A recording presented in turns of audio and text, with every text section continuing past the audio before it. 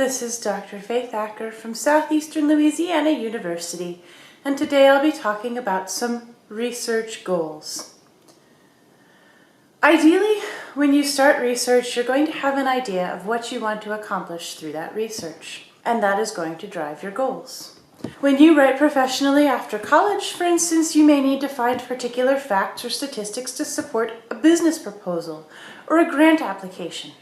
If you write for a newspaper or a public source, you may need to learn the history of a particular event. If you work in medicine, you may need to look up the side effects of a particular drug or to learn which complications could arise for patients who have certain pre-existing conditions. While you're taking a course in college, however, your research goals should be focused on two separate areas.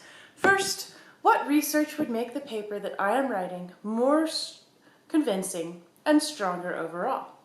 In addition, because of the nature of assignments and rubrics, you'll also want to consider what research will best fulfill the assignment you've been given. If you don't have a research goal, this may sound obvious, but if you don't have a research goal, you aren't actually ready to start research.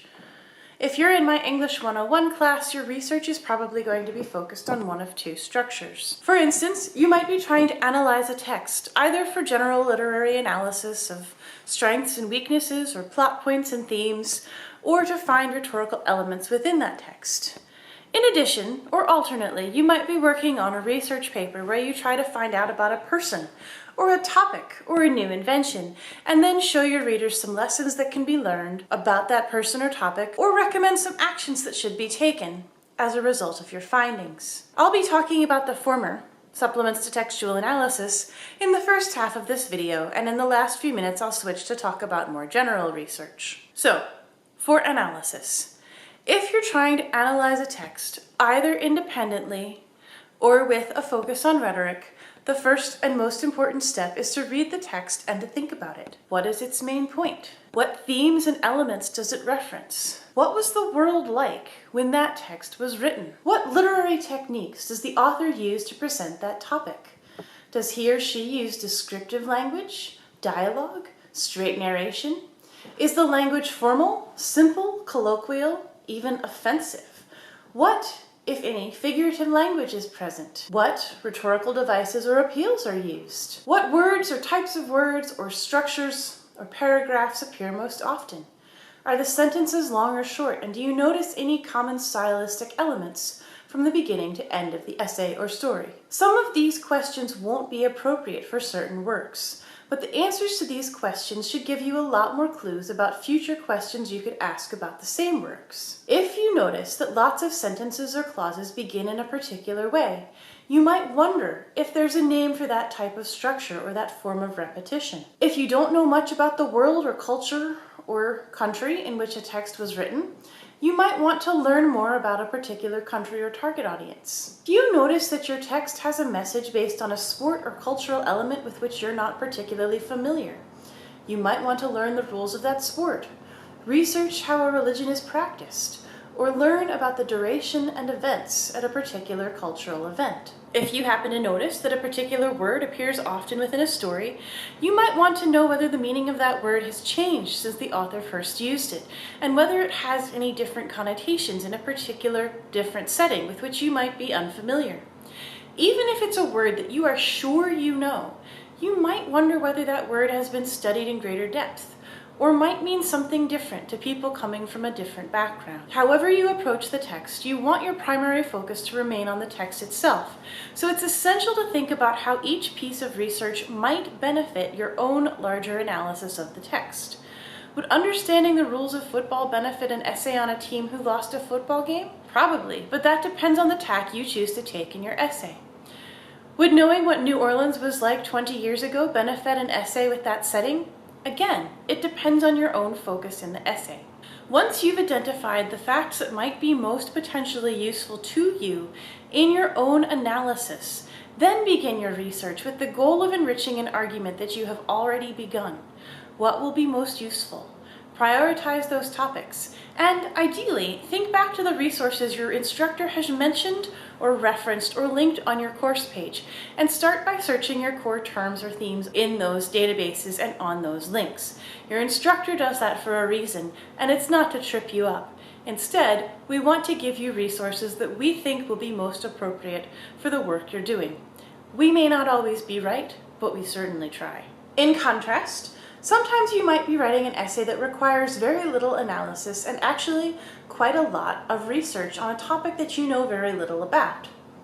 If you're writing a factual essay, you might actually start just by entering your topic as a search term in the Southeastern University Library database or the database of whatever school happens to give you access. It's a good idea to limit your initial searches to peer-reviewed sources unless it's something that's so new that it hasn't had time to be peer-reviewed yet. If you're searching for something sort of timeless, such as the biography of a famous individual, you can let the database rank your results by relevance. However, if it's something sort of time-sensitive, your search engine might be better served organizing topics by currency. You may want to look at the most recent articles on a particular drug, for instance, or invention to see what criticisms and challenges have been raised since it was originally released. What are people currently saying about your topic? What older articles have been refuted or challenged, and which ones are most essential to an understanding of your topic? However you begin, start by reading a handful of articles that cover different aspects of your chosen topic. Use the abstracts feature on most journal articles to find summaries of the main ideas of those articles so that you're not stuck reading the full articles themselves. When the articles actually look interesting, email them to yourself or save them on your computer. Try to get a variety of different sources, public and private, academic and government, scholarly and popular. And as you get more familiar with the topic, make a list of the facts that seem to be agreed upon or common in a lot of different articles from a lot of different perspectives. These might be historical dates, descriptions of a product or person. Then look for differences, points of contention. If you're studying a historical figure, what opposition did he or she face? How has he or she been criticized by more recent generations? How did he or she react to difficulty? What parts of that individual's life are just unknown or sometimes glossed over, and why? Alternately, if you're researching a new technology or a controversial issue, look for points on which both sides agree. What features really are just great? What common goals could universally be accomplished through the action or item you're studying? What shared concerns do most critics have? With this baseline established, look back at the major points of contention. What looks good until someone points out the side effects or the larger ramifications? In these types of research, once you've established this common ground, think about the gaps in your own knowledge or the weaknesses that only some critics seem to see. What other information would make your own research fuller and more valuable than the list of facts and ideas that you already have? Use these ideas and the questions they raise to shape new research questions. When possible, try to search terms rather than questions. So if you want to know how many siblings Polly Perrette has, don't ask the Southeastern Quick Search, how many siblings does Polly Perrette have? Instead, try using base search terms Polly Perrette plus siblings, or Polly Perrette and family. Or if those don't work, rearrange some of your words, maybe Polly Perrette brothers, Polly Perrette sisters. Don't be afraid to reword your search 5 or 6 different times. Sometimes switching out keywords is the most efficient method of research. If you can't find an answer from that, try searching the opposite. So if I couldn't find any information on Polly Perrette's siblings, I might actually search for Polly Perrette only child or Polly Perrette loneliness. You might also try switching databases, so sometimes different databases will have completely different sets of information on a given topic. At that point, if you're still stuck, don't give up. That's the perfect time to ask a librarian or to email your instructor. A lot of research relies on trial and error, but also a lot of it relies on support from people who have been practicing the trade of research longer. I and the Southeastern librarians are some of your greatest resources. We would be delighted to receive your chat messages, that's your librarians, or your emails, that's both of us, if you have questions or you want suggestions for new directions you could take in your research. Using people who have more experience in your field is a crucial strategy not just in English class, but also in your career, where your mentors and your bosses will give you essential information that will help you navigate a new range of skills and a new base of information.